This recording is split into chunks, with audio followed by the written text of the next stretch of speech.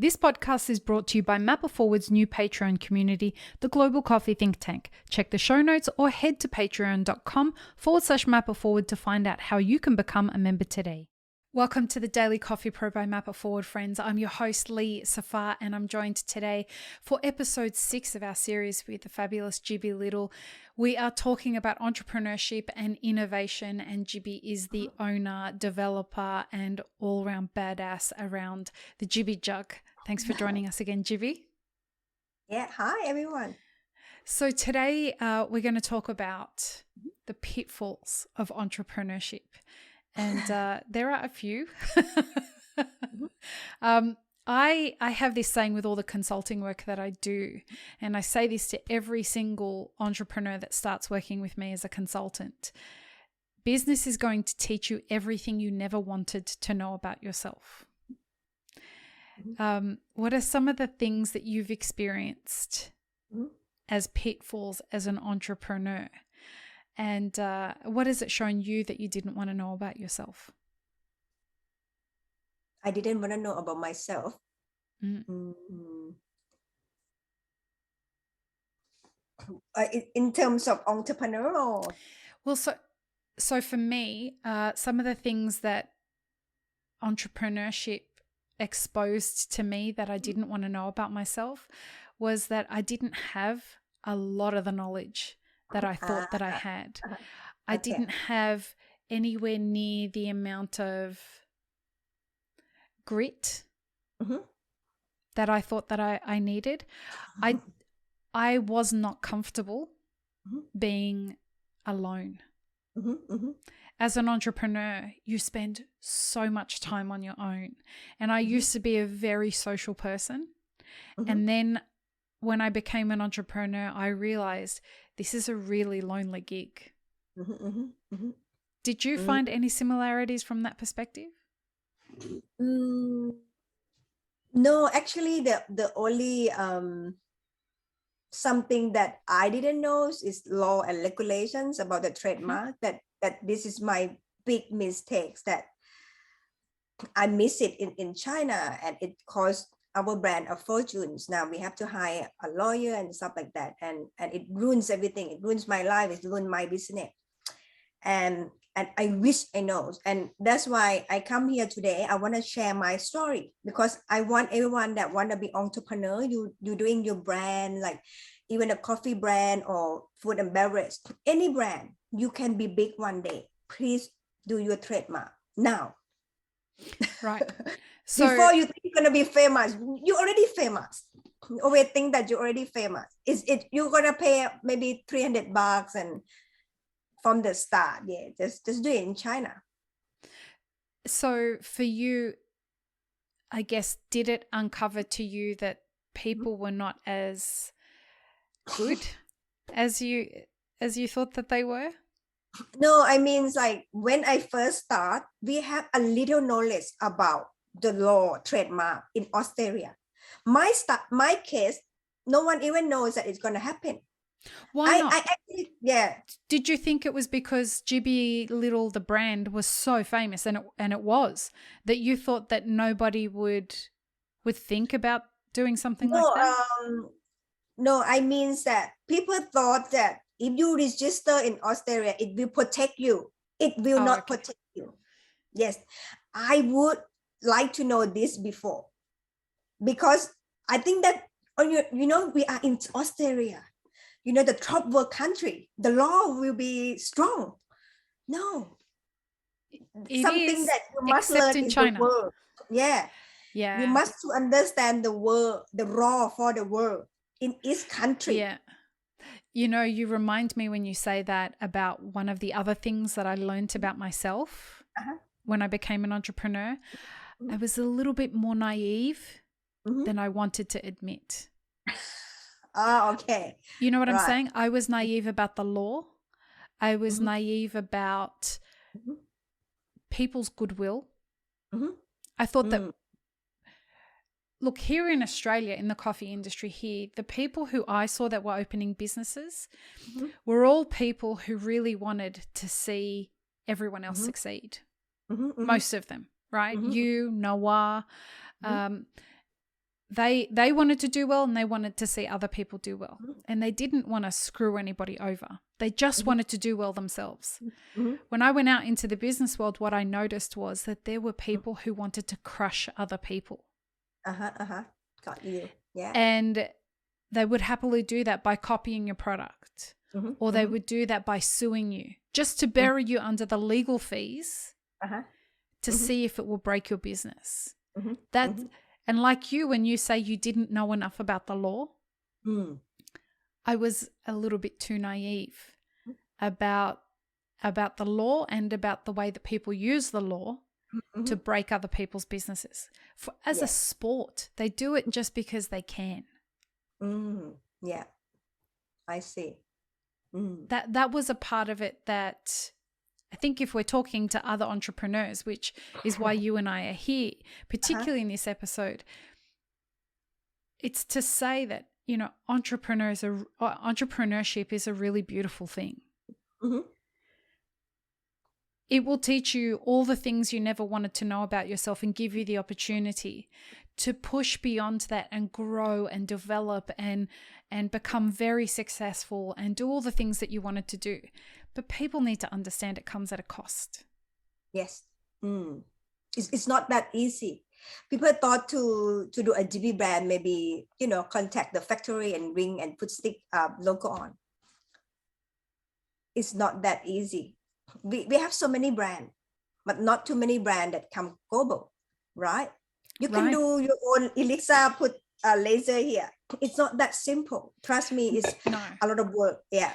Jibby, the amount of people, like I've spoken to you about how many people sent me hate mail over the years about Elixir. And so, hundreds, so many people sent me messages saying, I'm going to copy Elixir Specialty Coffee. I'm going to be the first person that does a copy of Elixir Specialty Coffee. And I would say to all of them, do it. Do it. Show me. Do it. You know how many people copied? No. 0.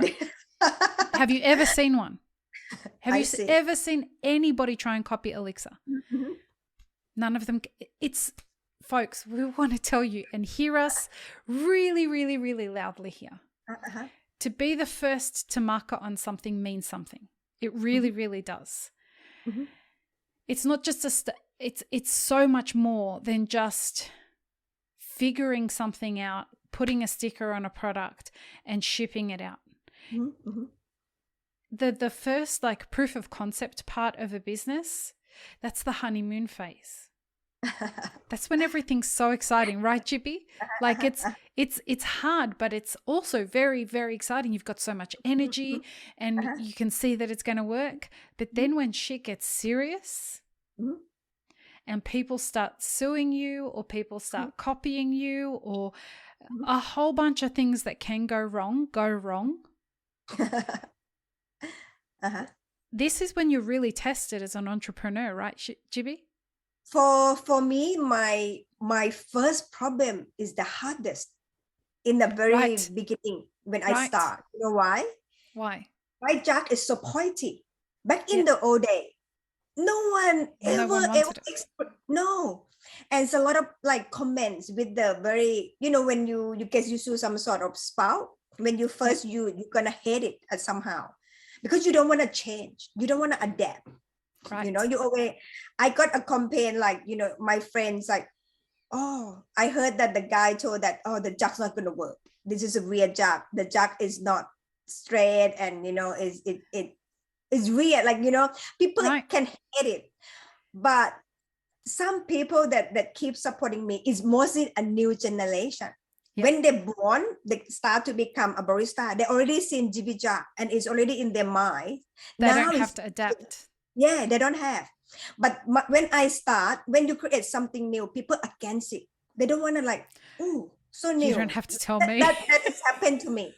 Now it's much easier than before. And because I changed the way to think about GB jug. Before, for me, everything for me. Myself used to the cafe until I have a very good email. Someone hate you, someone like you. So when they hate, I didn't read, so I just let it go. If something that I have to change to, you know, adapt into my business, I will from the failure, I fix it. I'm not perfect. I tell you, I learn all mistakes. I'm not super perfect, but I learn. So I make a little mistake to correct it. Then I have a lot of emails that send me the email, GB, your jug is changed my life. It's amazing. That's why I have today. Otherwise, I would, there's a lot of, it's hard. But because that little spark. kindness, little kindness, right? It's the little kindness messages from customer. Please, if you like something, send the owner the email. Yeah, they will. Oh yeah. You give people a support and they can live their life.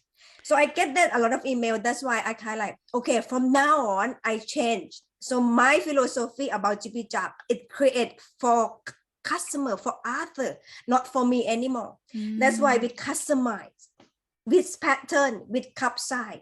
Are your hand big? Are your hands small? How you hold it? Stuff like that. That's why we have so many now. Yeah. I can't back up GB's comment about supporting business owners enough.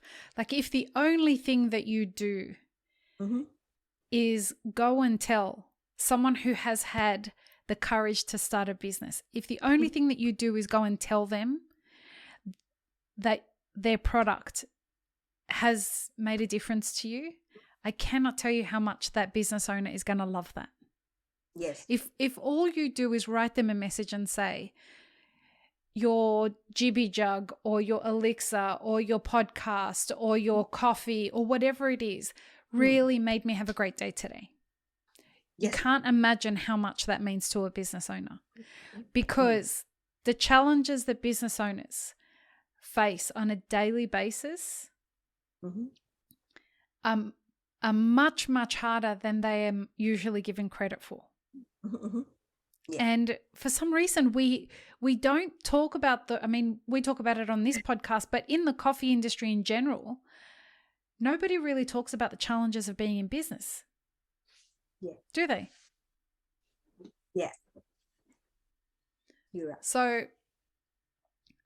if you've got a brand that you're using and you love it, if you love somebody's coffee, if you love somebody's products that you're buying from them, please don't jump on the bandwagon of talking shit about a brand. Always be kind. Always find a way to lead with kindness, because there's not enough of it in this industry. We pretend a lot around that kind of things. In the secret little groups that happen on Discord or on YouTube channels or whatever, always be kind. Yeah. Awesome.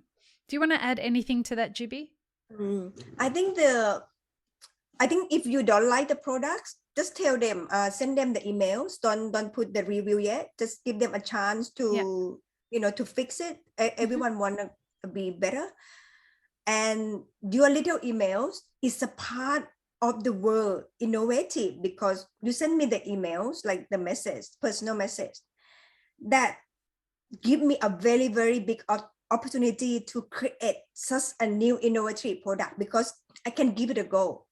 Right. So when I have, sometimes when I sparking idea, this is not in the market. It's same like when I create 420 meals.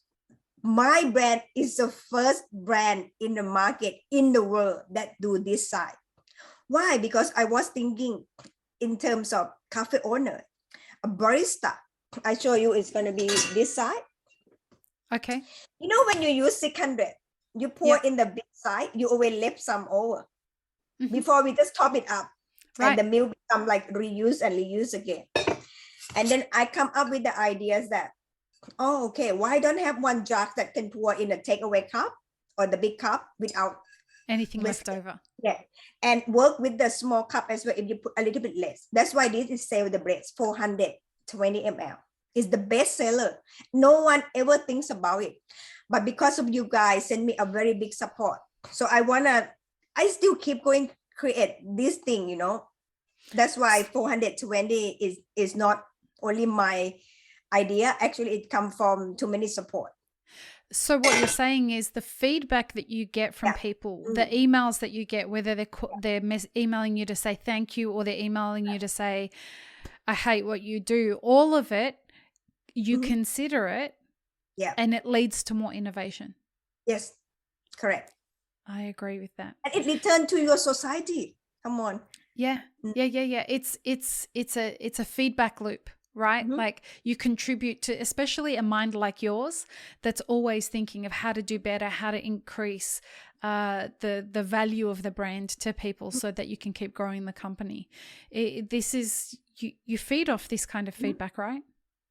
Yeah, after I create this site, I can see that the other band also launched some 450 with similar and in a cheaper price. So at the end of the day, it will return, it's work as a circle. Everything you do, it will, like that. Right. Yeah. So we've got 2 more episodes to go. In the next episode, what I want to talk about is the theme that Map It Forward has for this year, which is what are the problems that are facing the coffee industry? And so all of the content that we're releasing this year is going to be based around answering this question. What are the problems that are facing the coffee industry? So we're going to have a chat about that next in the next episode. Cool? Cool. Great. Peace, love, and peanut butter, everybody. Have an amazing rest of your day. See you soon.